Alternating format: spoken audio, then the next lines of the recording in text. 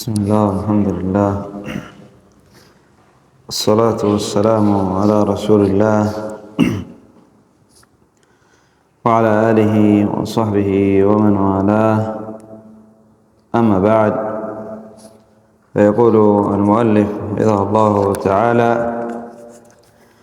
قال من السنة أن يسلم من كل ركعتين لحديث ابن عمر رضي الله عنهما أنه قال: قام رجل فقال: يا رسول الله، كيف صلاة الليل؟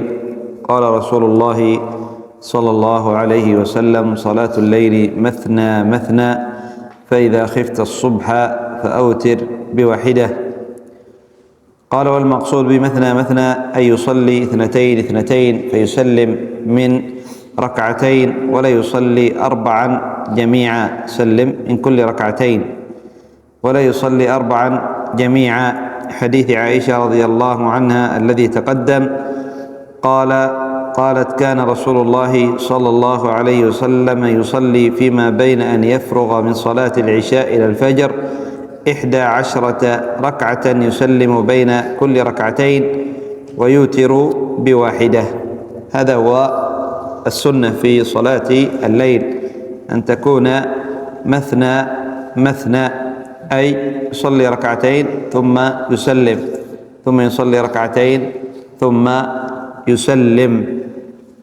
وقد سئل العلامة ابن عثيمين رحمه الله تعالى عن من يصلي التراويح بصلاة واحدة، قال: هذا ما يجوز وما يصلح هذا وما ينبغي، يصلي التراويح بتسليمة واحدة، صلي التراويح بتسليمة واحدة، قال: هذا ما يصلح.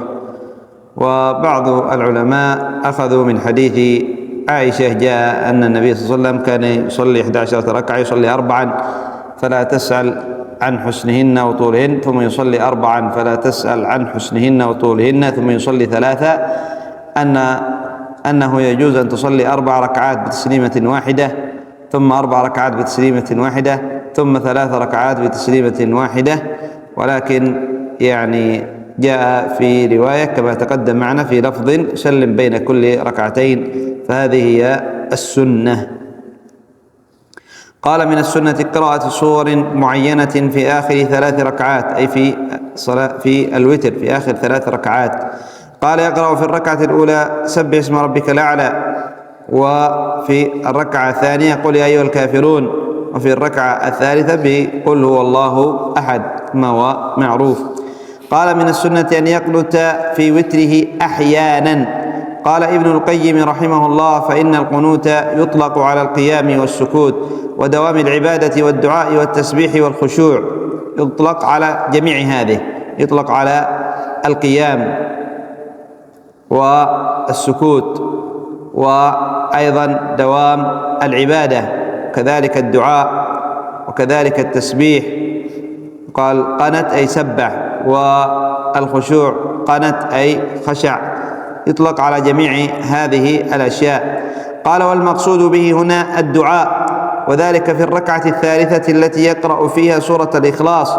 والقنوت في الوتر من السنة فعله أحيانا وتركه أحيانا، واختاره شيخ الإسلام ابن تيمية رحمه الله، أي فعله أحيانا وتركه أحيانا. والأولى الأفضل أن يكون الترك أكثر من الفعل، لأنه لم يثبت عن النبي صلى الله عليه وسلم، لا من قوله ولا من فعله كما سيأتي.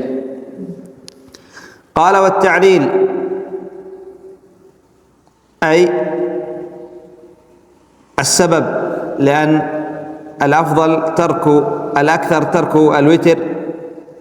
قال: لأنها جاءت أحاديث كثيرة تصف وتر رسول الله صلى الله عليه وسلم عن عائشة وأم سلمة وابن عباس وحذيفة وابن مسعود رضي الله عنهم، وليس في شيء منها أنه قنت في الوتر.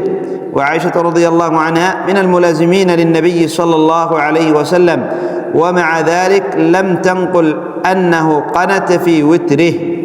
عائشة زوجة النبي صلى الله عليه وسلم، عائشة زوجة النبي صلى الله عليه وسلم، ومع ذلك لم تنقل عن النبي صلى الله عليه وسلم أنه قنت في وتره. فالأفضل الإكثار من ترك قنوت الوتر، ولا بأس أن يقنت أحيانا، لا بأس أن يقنت أحيانا، لأنه جاء عن الصحابة.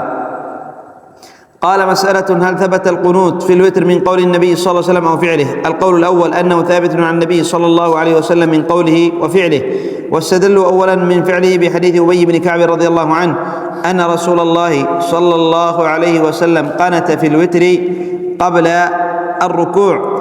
قال: ثانيا ومن قوله حديث الحسن بن علي رضي الله عنهما قال: علمني رسول الله صلى الله عليه وسلم كلمات أقولهن في الوتر: اللهم اهدني فيمن هديت، وعافني فيمن عافيت، وتولني فيمن توليت، وبارك لي فيما أعطيت، وقني شر ما قضيت، فإنك تقضي ولا يقضى عليك، وإنه لا يذل من واليت، تباركت ربنا وتعاليت.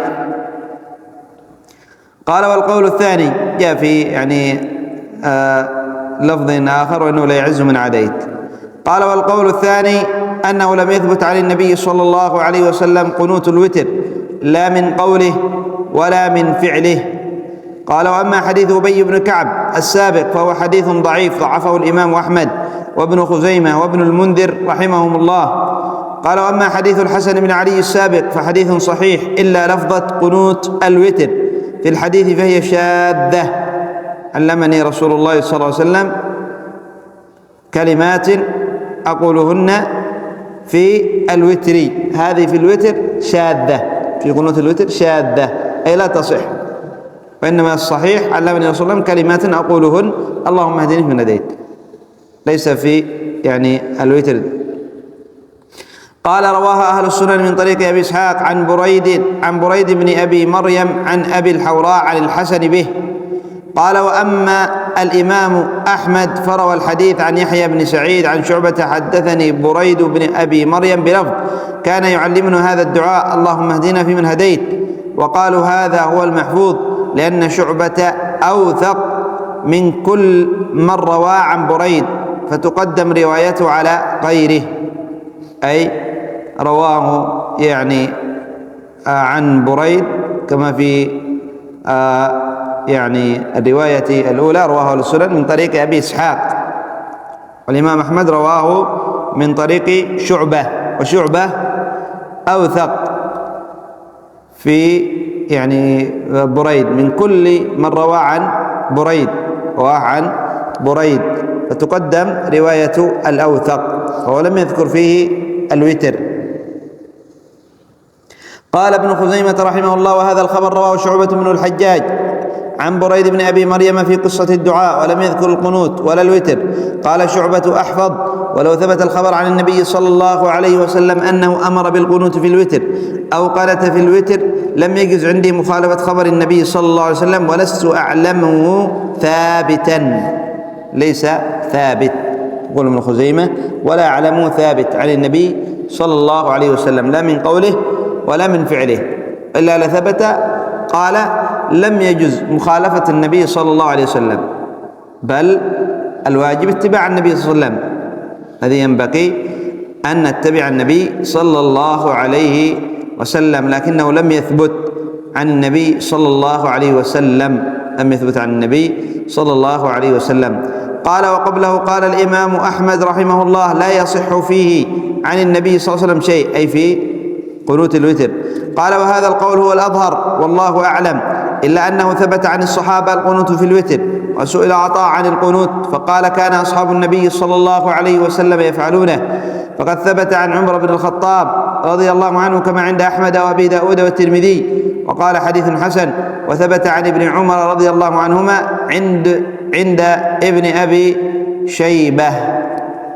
نعم، إذن القنوت في الوتر لم يثبت عن النبي صلى الله عليه وسلم، وثبت عن الصحابة، ثبت عن عمر، والنبي صلى الله عليه وسلم يقول: عليكم بسنتي وسنة الخلفاء الراشدين المهديين، سنة الخلفاء الراشدين المهديين.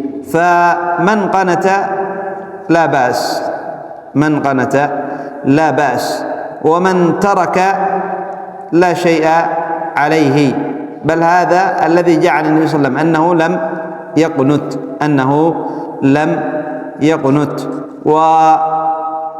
وكثير من الناس في هذا العصر جعل القنوت واجب، إذا لم تقنت فأنت ضال، إذا لم تقنت فأنت ضال، لا بد أن تقنت، وإذا لم تقنت تكلموا عليك أنت وأنت جئت بشيء جديد، وهذا ليس بصواب، هذا ليس بصواب، بل الأفضل الأكثر ترك القنوت، ترك القنوت، إنه لم يثبت عن النبي صلى الله عليه وسلم، لم يثبت عن النبي صلى الله عليه وسلم. والعبد أصبح كثير من الناس يظن أن الدعاء فقط أن يدعو الإمام وهو يؤمن خلفه، هذا الدعاء الأفضل، لا، هذا ما ثبت عن النبي صلى الله عليه وسلم.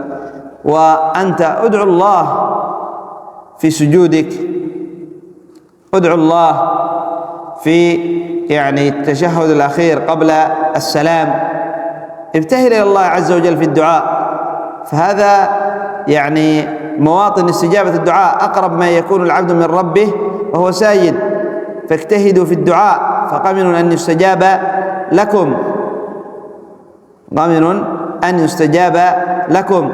قال النبي صلى الله عليه وسلم من أوقات إجابة الدعاء دبر الصلوات، قال العلماء أي بعد قراءة التحيات وقبل السلام، أدبار الصلوات من مواطن استجابة الدعاء، أدبار الصلوات أي في التشهد الأخير قبل السلام، فينبغي أن يطول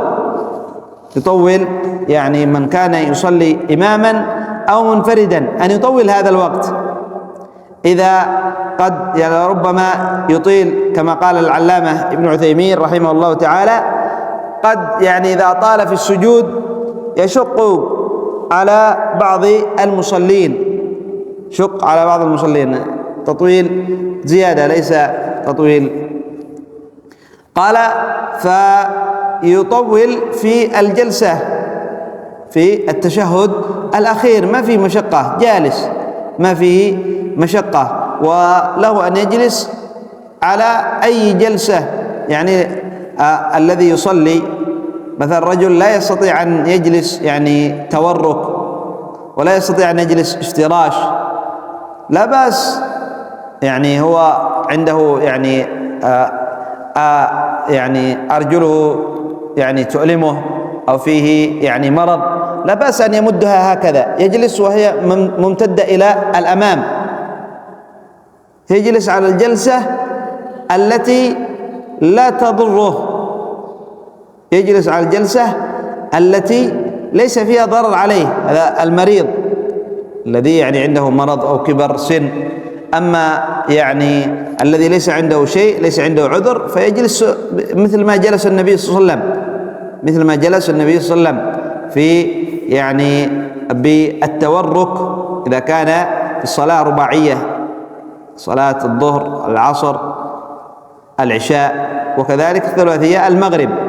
أما الصلاة التي ركعتين فليس فيها تورك على الصحيح، فيجلس ويطول ويدعو الله عز وجل، ويدعو الله عز وجل. فهذا ما يتعلق بمسألة القنوت، هل ثبت عن النبي صلى الله عليه وسلم أو لم يثبت؟ كما تقدم الصحيح أنه لم يثبت، وثبت عن الصحابة، ومن قنت فلا بأس، لكن كما يذكر العلماء أن مسألة التطويل الآن أصبح، وكذلك التلحين كأنه يقرأ القرآن، هذا مما لا ينبغي. نكتفي بهذا القدر إلى هنا، سبحانك اللهم وبحمدك، أشهد أن لا إله إلا أنت، أستغفرك وأتوب إليك.